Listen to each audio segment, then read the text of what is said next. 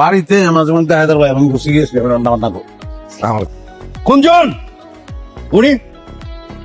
Haider sir কিছু করে না। এই আনিস স্যার বাবাকে আব্বা আমি কিছু করি না সত্যি। এই তুমি কিছু করো নাই? তুমি ক্লাসে একটা মেয়ের অশ্লীল কথা বলো নাই? আমি শুধু তোমারে বলছি যে ওই মেয়ের কাছে সরি বলো। তুমি আমার সঙ্গে পর্যন্ত বেয়াদবি করছো, পুরা ক্লাসই তো সাক্ষী আছে। আমার সাথে কথা কও। এই তোমার মাস্টার স্কুলে কে দিছে?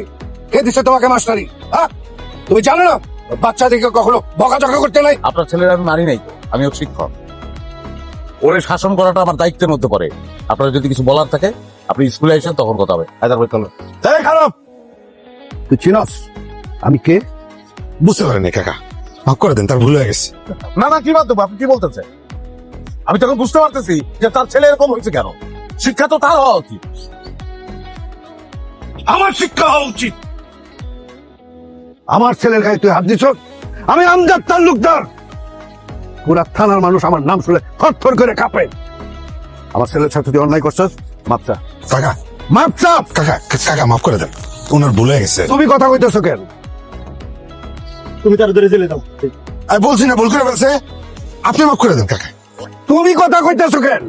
সে মাপ চাইবো, সে মাপ চাইবো, আর পায়ে ধরে মাপ চাইবো। মাফ করে দেন কাকা, মাফ করে দেন। চিন্তা করছো কত বড় বেয়াদব? আমি হেডমাস্টারের ফোন দিয়ে অনেক গালিগালাজ করছি। এই বেয়াদবটা যদি স্কুলের আশেপাশে দেখি আমি একেবারে 8 ডিগুড়া করে দেবো, কই দিলাম।